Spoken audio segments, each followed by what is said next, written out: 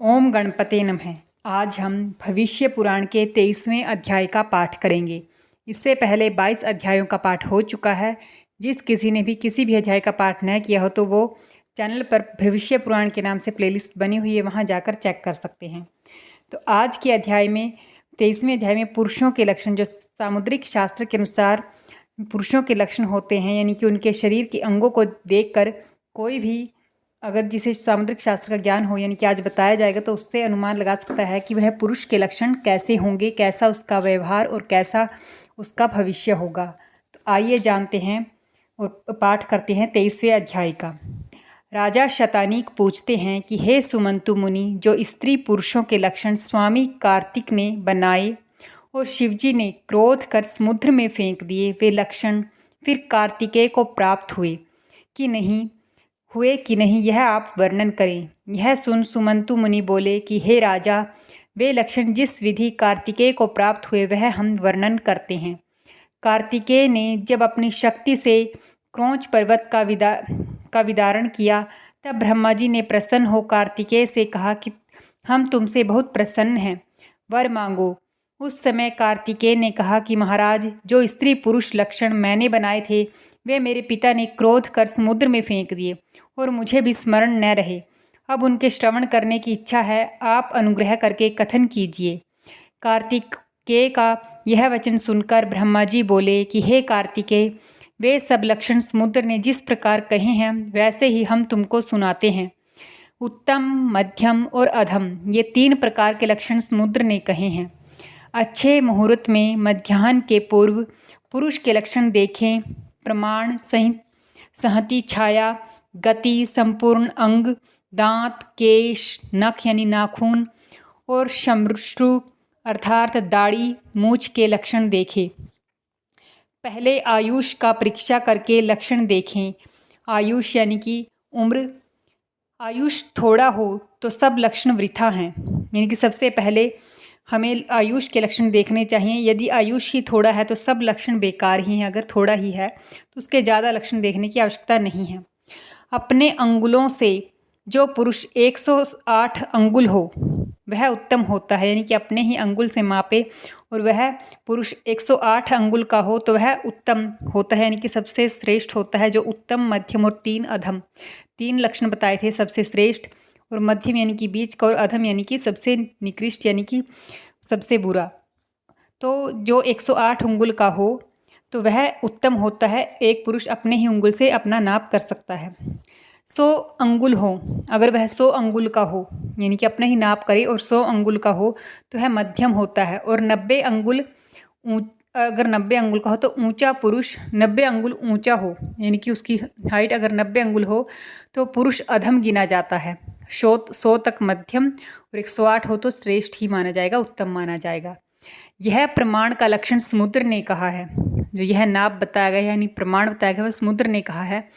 अब पुरुष के अंगों का लक्षण कहते हैं, यानी कि सबसे पहले तो आयुष ही जानना चाहिए, यानी कि उत्तम, मध्यम और ये तो वो बताया गया है। अब पुरुष के लक्षण बताए गए हैं।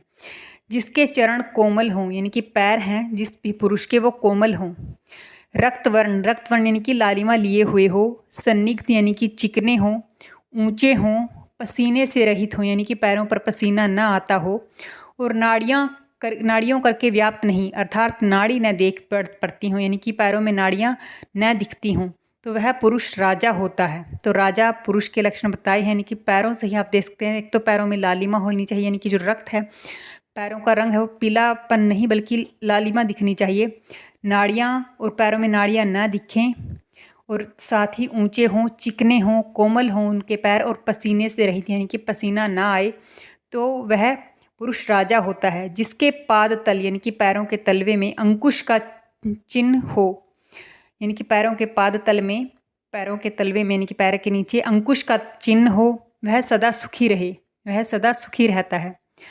कुर्म के समान ऊंचे, कमल से कोमल और रक्त जिनकी उंगलियां परस्पर मिली हों, जो पैरों की उंगलियां परस्पर आपस में मिली हुई हों, कमल के समान कोमल हों, कोमल और रक्त, सुंदर पार्षण अर्थात एडी करके युक्त और निगुड़ गुल्फ अर्थात जिनके टंकने गुप्त हों, यानी कि टखने बहुत ज़्यादा निकले हुए ना हों, गुप्त से हों टखने।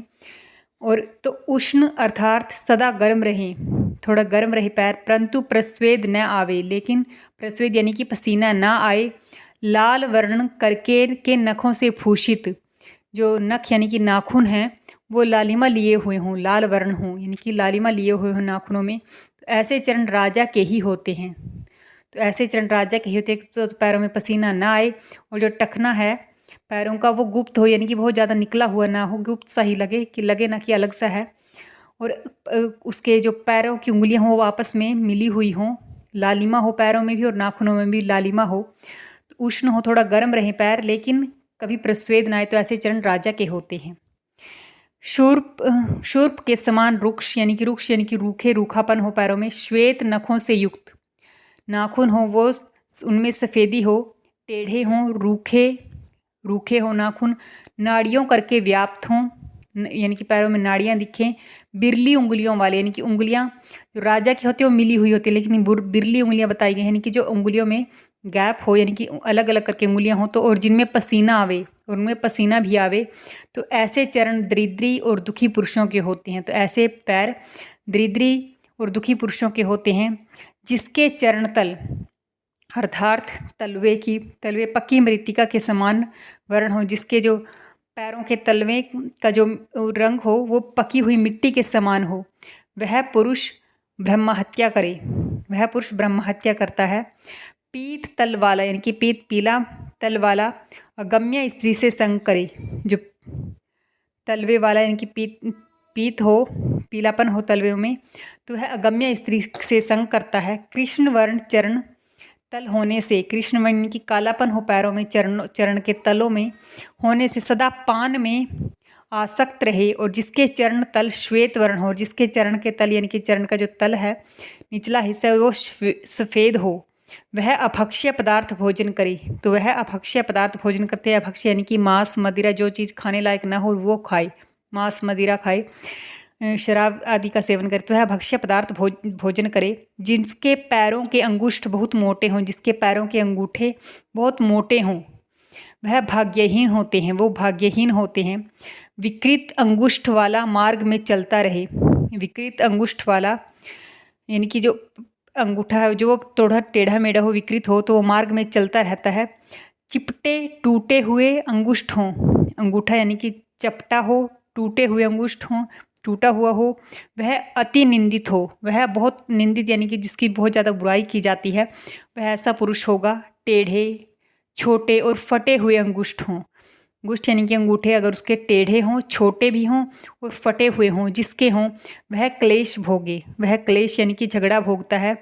गोल न बड़े और न छोटे, रक्त वर्ण नखों से भूषित, नाखून यानी कि गोल न बड़े हों न छोटे हों, और रक्त वर्ण यानी कि लालिमा हो नाखूनों में, और कोमल अंगुष्ठ हों और अंगूठा कोमल हो, तो राज्य मिले, तो उसे राज्य मिलता है।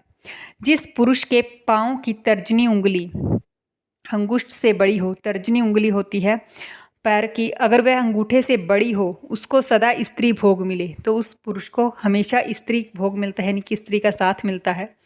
कनिष्ठा उंगली दीर्घ होने से सुवर्ण की प्राप्ति होती है, और अगर कनिष्ठा उंगली बड़ी हो तो उसे स्वर्ण यानी कि सोने की प्राप्ति होती है। चपटी विरल सूखी और टेढ़ी जिसकी उंगली हो, पैरों की उंगलियों की बात हो रही है, जिसकी चपटी हो, विरल हों यानी कि अलग अलग हों, सूखी भी हों और यानी कि सूखापन हो उनमें, और टेढ़ी हों, उस जिसकी उंगली हो, वह धनहीन होता है, धनहीन यानी कि गरीब होता है, और सदा दुख भोगता है। रूखे फटे हुए और श्वेत नख हों और सफ़ेद नख हों, रूखे हों, फटे हों, तो उसे दुख मिलता है। बुरे नख हों यानी कि सुंदर ना हो, बुरे नख हों, तो पुरुष शील रहित और काम भोगहीन हो, तो उसे काम भोग नहीं मिलता। हरे नख हों यानी कि नाखूनों में हरापन हो, तो वह पुरुष ब्रह्म हत्या करे, वह पुरुष ब्रह्म हत्या करता है। बंधुओं से वियोग हो, बंधु यानी कि अपने भाइयों से वियोग होता है उसका, और अपने कुल का संहार करे, और अपने ही कुल का वो नाश करता है, जिसके हरे नाखून हों।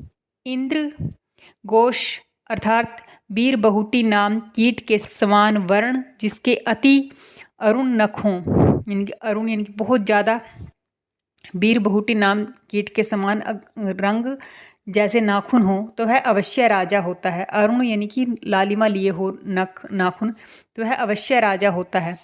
रोम युक्त जिनकी जंघा हो, जिसकी जंघा यानी कि जांघ होती है, अगर वह रोम युक्त हो, अगर उस पर जो रोम हैं, छोटे छोटे बाल होते हैं जो शरीर पर, वह हों तो वह भाग्यहीन होते हैं जिसकी जांघ पर, पुरुष के। अश्व के समान जिनकी जंघाएं हों, अश्व यानी कि घोड़ा, घोड़े के समान जिसकी जंघाएं हों, वह ऐश्वर्य पावे, उसे ऐश्वर्य मिलता है, यानी कि हर प्रकार के सुख मिलते हैं और बंधन भोगे। मृग के समान जंघा हो, मृग के समान यानी कि मृग, हिरण के समान जंघा हो तो वह राजा होता है। श्रृगाल और काक की जंघा के समान जिनकी जंघाएं हों, वे भाग्यहीन और दुख भोगने वाले होते हैं। दीर्घ अर्थात बड़ी, लंबी और मोटी जंघा वाले भी भाग्यहीन होते हैं। जिसकी जंघा होती है वो बहुत लंबी भी हो और मोटी भी हो तो वो भी भाग्यहीन होते हैं। सिंह तथा व्याघ्र के समान जिनकी जंघाएं हों, वे धनवान होते हैं। सिंह यानी कि शेर, शेर या व्याघ्र के समान जिसकी जंघाएं हों तो वह धनवान होते हैं। एक एक रोमकूप में एक एक रोम हो, रोमकूप यानी कि जहाँ से शरीर पर जो छोटे छोटे बाल होते हैं उन छेदों को रोमकूप कहा गया है। तो उन रोमकूपों से एक रोमकूप से अगर एक ही बाल हो तो वह राजा होता है। दो दो रोम हो, यानी कि एक रोमकूप के अंदर अगर दो दो बाल हों तो वह पंडित तथा क्षोत्रिय हो। और तीन तीन रोम होने से अगर तीन तीन बाल हैं एक ही रोमकूप के अंदर तो धनहीन और दुखी हो, यानी कि वह गरीब भी होता है और दुखी भी होता है। इस प्रकार रोम और केश यानी कि बाल भले और बुरे होते हैं, यानी कि अच्छे और बुरे होते हैं। जिसके जानू अर्थात घुटने, घुटने के बारे में बताया गया है, मांस रहित हो, उनमें मांस न हो तो वह विदेश में मरे, यानी कि उसकी मृत्यु विदेश में होती है। विकट जानू हो तो दरिद्री हो, दरिद्री यानी कि गरीब हो, विकट जानू हो अगर उसके विकट घुटने हो।